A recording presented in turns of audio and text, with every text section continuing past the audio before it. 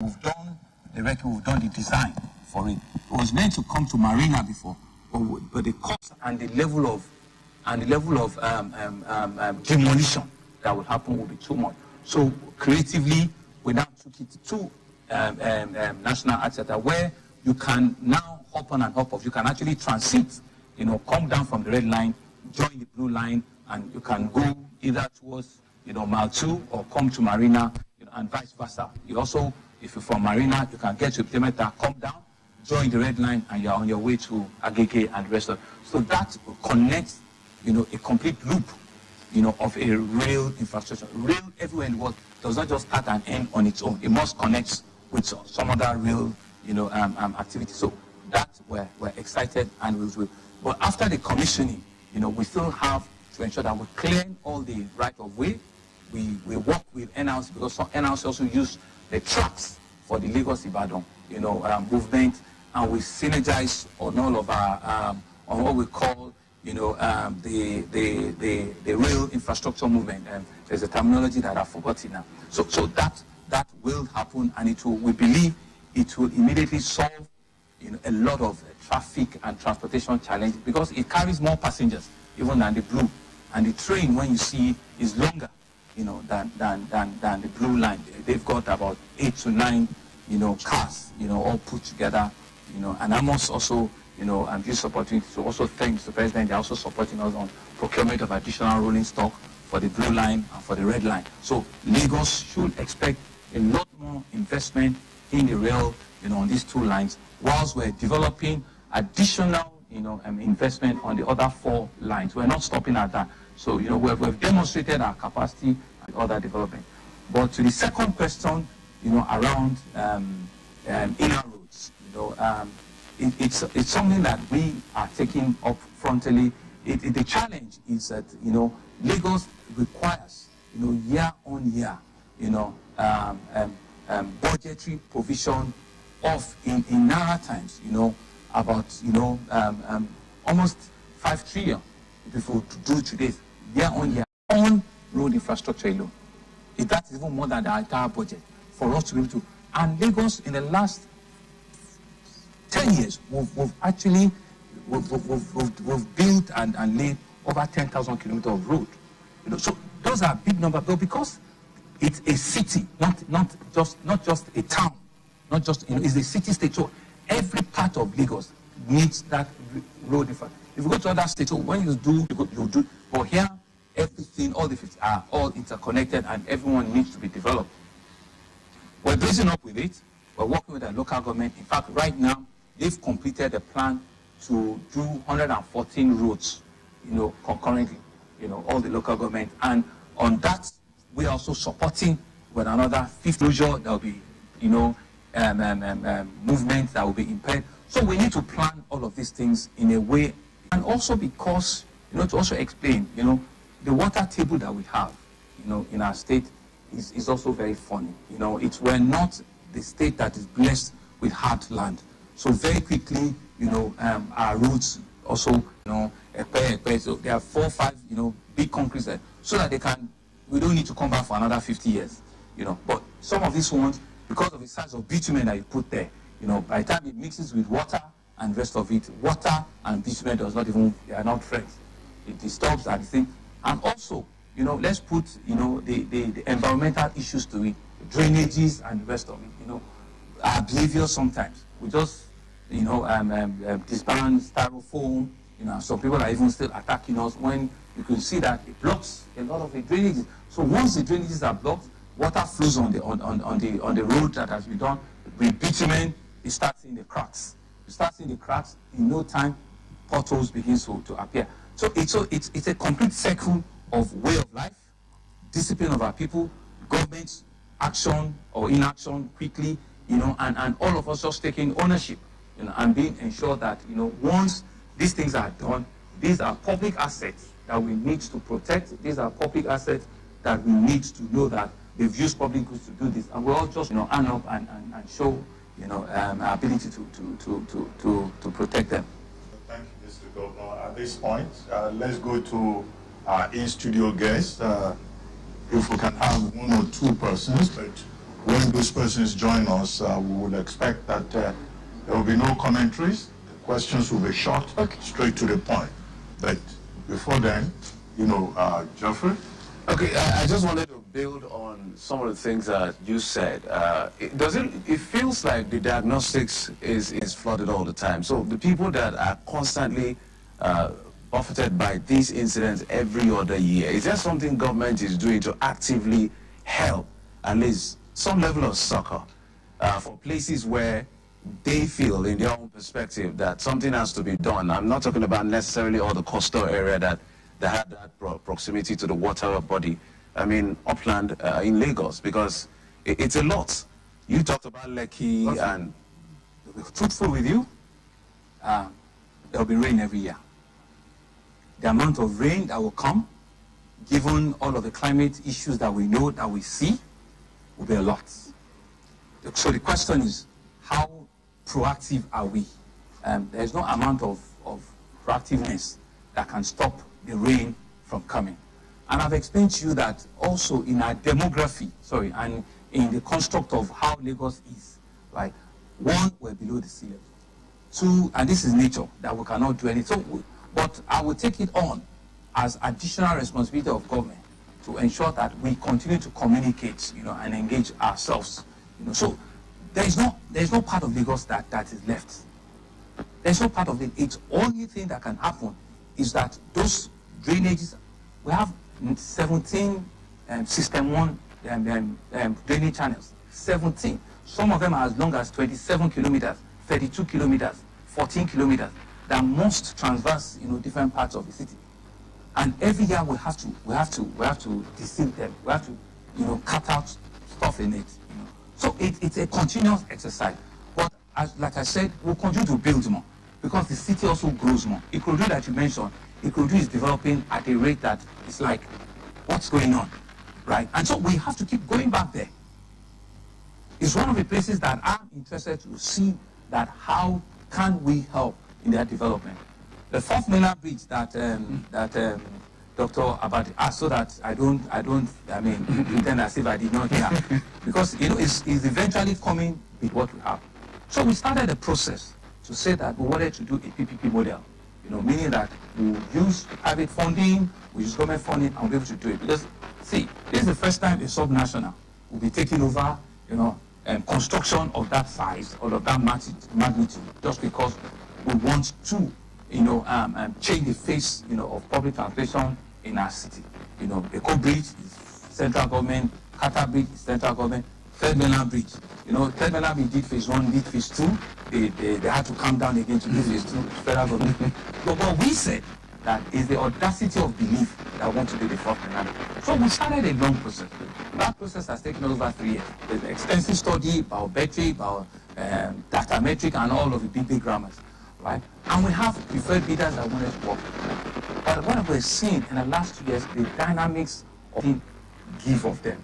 One, they're asking us to go and get a sovereign guarantee, meaning that we need to go and sit with the federal government, meaning that federal government needs to go to the National Assembly. So technically what it means is that federal government will be guaranteed that, and they will not do it.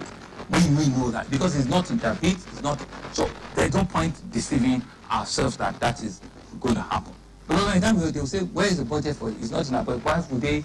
Because once they do it for you, why can't other 35 also states come up and say that come and give us? It doesn't work like that.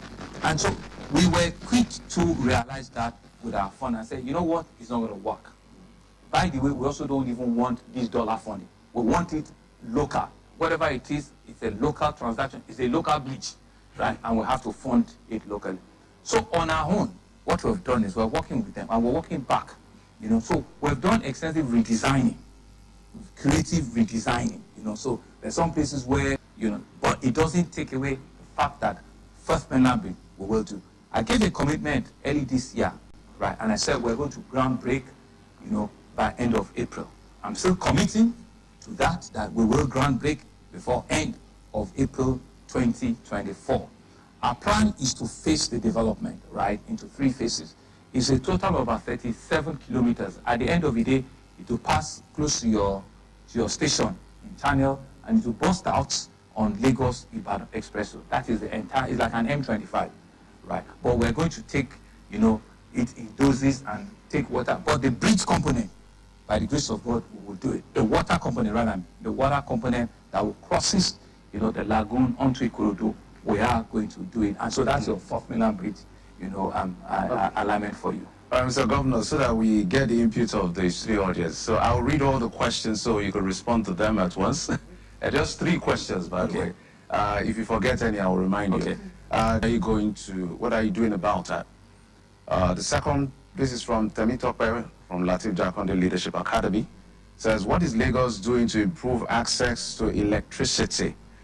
And then this is from Dr. Kabel B. Gerber, that's the Nigerian Guild of Editors, says, what's your administration doing to improve accountability at the local government level? So those are the 3 questions. Thank you. This is a very, but I mean, so around student loan, I think what we promised is students bursary, right? And we're doing it. In fact, we're doing it even outside of the states. Gosby, I'm sure you know that this government, right, have moved from one state university to 3 state universities in the span of 3 years. So we have 3 state universities, meaning that we even are investing more in tertiary education than we've ever done, right? I mean, and while we're happy, we've seen the future, you know, in that space. So what we've done is every of a student in all of these tertiary universities that are, of course, is indigenous, gets, you know, a bursary award, you know, and that we have not failed. In fact, part of the palliative that they also not mentioned is that we actually want to bring the bursary payment for this year. I want to bring it forward, you know, want to bring it, you know, closer now, so that they also have something, you know, to work with, you know, as students in our tertiary institutions. So it's not a loan; it's a bursary that we're given, and we're still continuing, you know, to give the bursary. And I think on education, I can just mention that we're not just stopping at these 3. You know, part of the challenge that we saw in our health sector is the lack of number of, you know, professional, qualified, you know, health practitioners, right, in Lagos. Of course, we still recruit the largest number of doctors, nurses, compared to any part of the country. But we're working with the council, with the medical council, to see, an NUC, to see if they can give us an approval for a medical university for a University of Medical Sciences, a University of Medical Sciences. You know, and it's part of our vision. You know, let's leave this place better than we've met it. You know, we all talk about nurses, you know, moving on.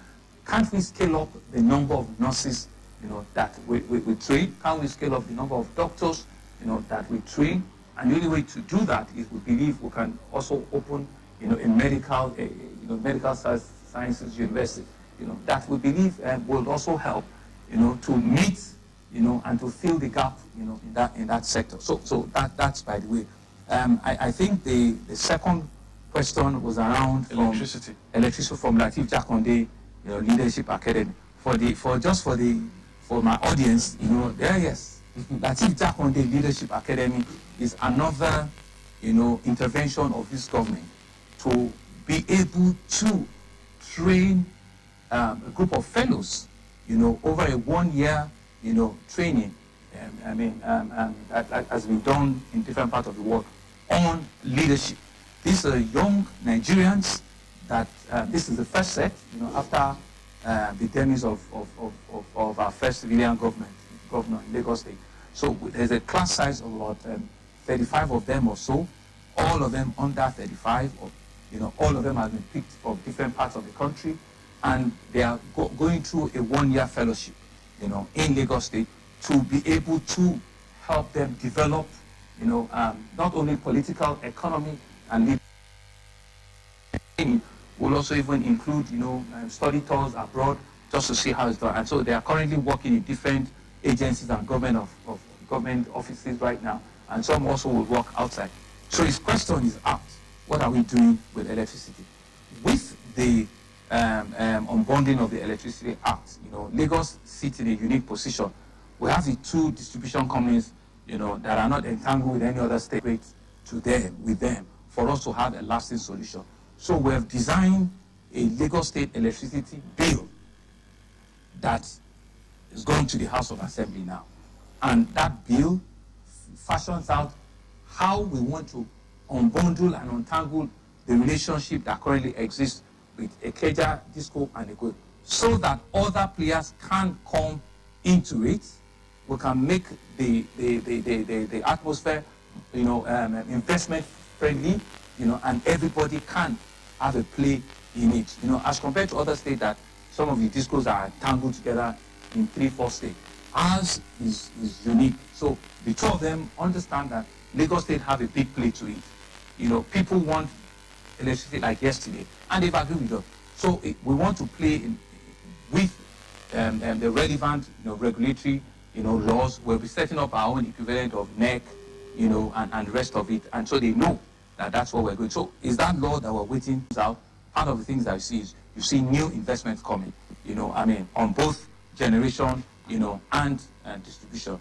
They still have, capacity to also grow, on their own. So winning buyer, winning seller concept will work, will play better. There will be a lot more investment around gas, and other alternative, sources of energy. We in Lagos State have 6 IPPs that we also have, that we're running on our own. So we are even a strong enabler on independent power. So we know what all of the terrains are. But because the environment was not, that new entrant friendly, which has now been removed, we need to localize, the laws, the regulation, so that those investments, can come in. So to my dear Latif Jakonde fellow, the solution to electricity in Lagos, we are fully aware of it. We're working with the discos, and we're on the track to ensure that, it will be. And we're doing a lot also on renewables. A lot of our street lights now, and we're turning them to LEDs so that we can off, them from the grid, and we can reduce the consumption of diesel and the rest of it, from our plate. The last question is around, governance and at the local government level. At the local government, accountability at the local government level. It's interesting because we that there is devolution of power everywhere, right? And we appreciate that the local government administration is also an integral part of our political structure, and we respect them, at that level. For example, now, we don't even interfere in any form with their finances, and it's been said, they've also confirmed that in our 4.5, 5 years, those funds are also utilized, right? We all need to have a play. There are some approvals that they bring to me, which I look through and I approve. The Auditor General of Local Government also I also approve the appointments on that. The Local Government Service Commission and rest of it, I also approve of that. So there's some bit of monitoring and engagement that we do, but we can do a lot better. But we respect them being an independent, elected, arm of government, right? We only can engage them and let them see that these are the needs of the people. Let them be able to, show, a lot more efficiency in the utilization of funds. And I believe Lagos are doing it. I believe the local government in Lagos are actually, they're actually, putting their weights, together, and we're working together. One of the ways in which, like I said, they're training 114 roads, and those are my instructions, and immediately they key in. We want to jointly buy more vehicles for Security Trust Fund. They've keyed into it. I've bought about 150, they are bringing about 114. They key into it. So we do things together in that space, and it works well. In parking authority, we're collaborating. In advertising, we're collaborating. In waste management, we're collaborating. And that's how it's supposed to be, and we continue to encourage them, to work with us, because we have the interest of the populace, as a driver for it at the end of the day. Mr. Governor, the questions are coming in a wave. There are 3 questions that I'm going to serve you at this time. One for government and Ogun State government on seamless joint development That question was by Olalere, Nigeria Express newspaper. There's another question from Kamal Mustafa from Jordan FM. And he's asking, why is there no street light anymore in Lagos? That's a tad exaggerated.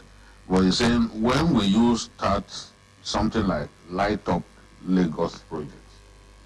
So the third one came from our people in Oworosoki, and it says, about 7 years ago, the Lagos government embarked on an ambitious plan to transform the Oworosoki waterfront into one of the biggest water transportation terminals, tourism and entertainment hubs in Nigeria.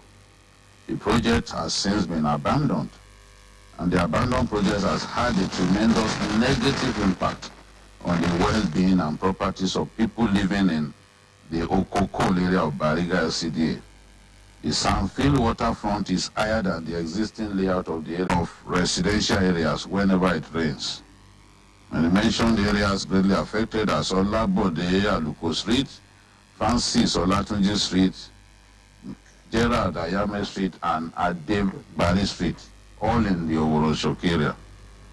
Well, thank you very much, and thank you for those questions. I mean, I think this is really what I want to get to achieve, an opportunity for our citizens to freely be able to, express themselves, engage us, know what we're doing, and we, in similar mind, also tell them what our challenges are, where we are, and how can we jointly, solve our common challenges and issues in Lagos.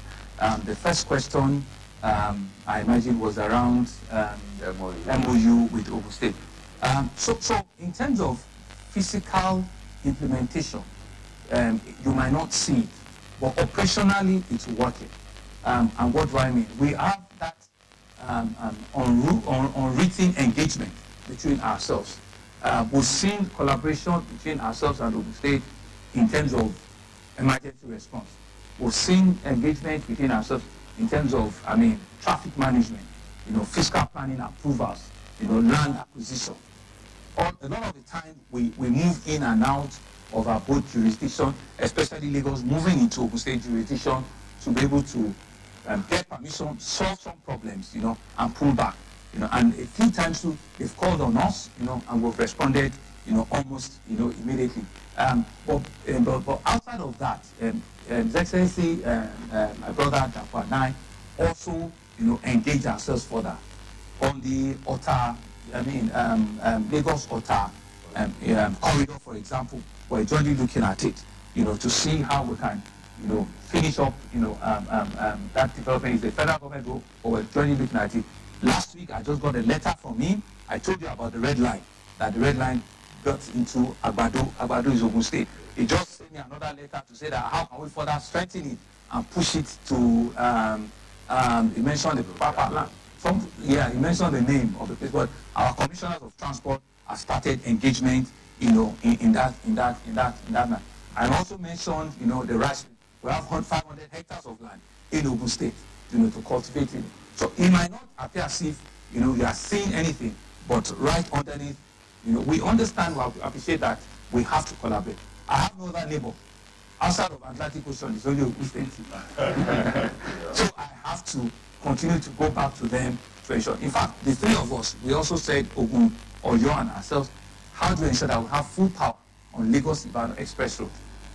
Full, all lit up. We're looking at the proposal to be to, do that and ensure that the whole place, is all is lit up and people can move, 24/7 without any. So all of that is happening, and it might not appear as if we're coming out to cut the tape, but we're working. We have letters that I'm doing water project in Adino too. I needed to get like a 8-kilometer right of way into Ogun State. We got it. We paid compensation. We almost finished that, the laying of those pipes. So we don't have a choice. We have assets that are inside Ogun State that we'll continue to keep, and we see that synergy working. But when you have projects that you can jointly fund, because a lot of your staff are residents, and I write them a check every month. on a layer. Well, I mean, we're talking. We're actually talking, and like I said, the real project are some of the ones that we can jointly do. The Lagos, Ijebu, Epe road as well is another one. We did our road up to the border of Ogun State, and because it was a beautiful, dual carriage, the governor also took up the challenge and was able to also further extend it. He put the toll plaza. We said we're going to both share the revenue of the toll plaza, and so those are some of the things that we continue to engage ourselves in. There are farmlands that we have inside of their state that we're jointly developing. And it takes me to the question around light up. I just talked about we also lighting up the full expressway. It might appear as if it's not. What you see is that some of the lighting that we do, right, they usually have a lifespan. Some of those bulbs needs to be changed after some time. But more importantly, which is very, very important, I would say, there is always a lot of pilfering, or what's the word now? Sabotage, yeah. And so we've caught several people. So sometimes what we do is that those cables, we don't let them go beyond a certain, we'll just be joining them so that it doesn't become, interesting for them. So sometimes these are some of the things that you see, and we'll keep going back to join, we keep going back to fix. There are people that are just vandalizing, some of our street lights. They rip off the wire, even inside, the poles themselves. But we will continue to ensure that we go back and fix it. We'll continue to ensure that, and that's why I mentioned that we're actually even changing them from cable. We'll continue to ensure that, and that's why I mentioned that we're actually even changing them from cable to LEDs and to solar lights, so that you cannot go there and change. So, but it's a lot of money, and it's something that we have to do, with intermittently. The third question around Oroshoki, it's a very valid question. Everybody sees, that there's a huge, stand feeling there. We have not, finalized what we want to do there. The objectives at that time, right, in my view, and in the reason of we looking at it, had not worked out very, very well. The logistics of even getting to the place, right from Third Mainland Bridge and rest of it, was a bit, was a bit untidy. Yeah. So we needed to think it through very well. And other options around a small housing estate there. Do you use that to trigger, an investment, for the transportation, hub there, and do proper, either embankment or do proper, we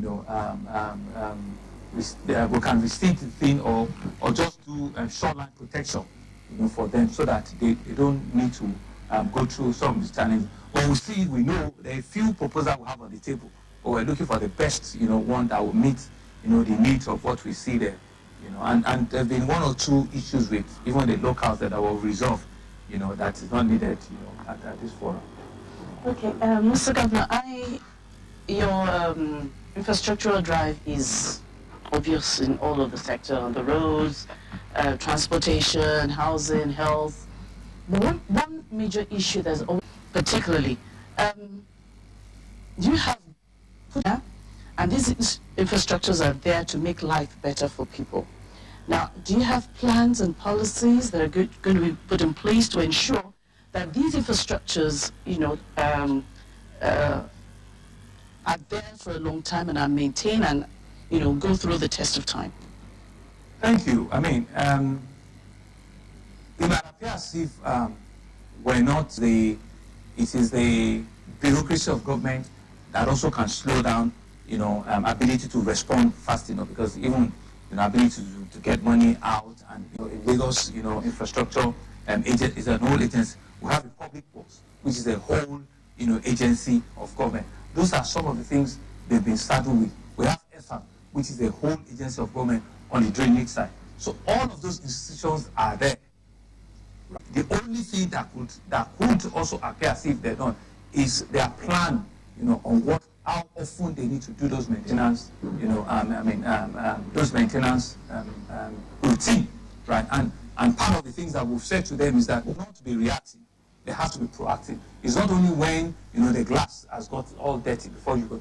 So they must have regular, scheduled and unscheduled maintenance. It's not, only when things are there, but the agencies are there, the parameters are there. Part of the things that we've said to them is that in the same way that we're paying for, road and rest of it, the same way we're building the cost for maintenance, and it's also embedded in some way, in the new, infrastructure that we're building. When we do, so that the first few years, somebody is on top of it before it passes on, to those agencies, and we'll ensure that the period of retainership, the period of guaranteeing to ensure that everything is done is not left. So we're doing the best. One of the things that we'll probably take away from here is that we'll probably just need to continue to train and retrain so that people can, live up to those expectations. And these are the feedbacks that we hear from negotiants, that in terms of maintenance, be more proactive with it.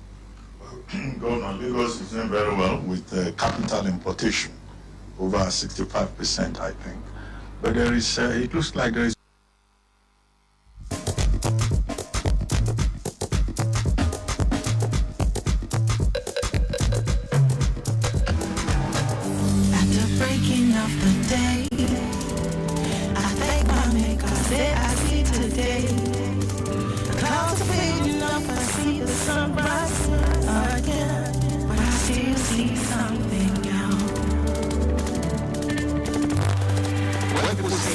there's also a willingness for them, because people, you always ask yourself which one first. People will say to you, want service first, want to see the road before pay the tax. So you have to ensure that you can creatively build the road so that they get the tax.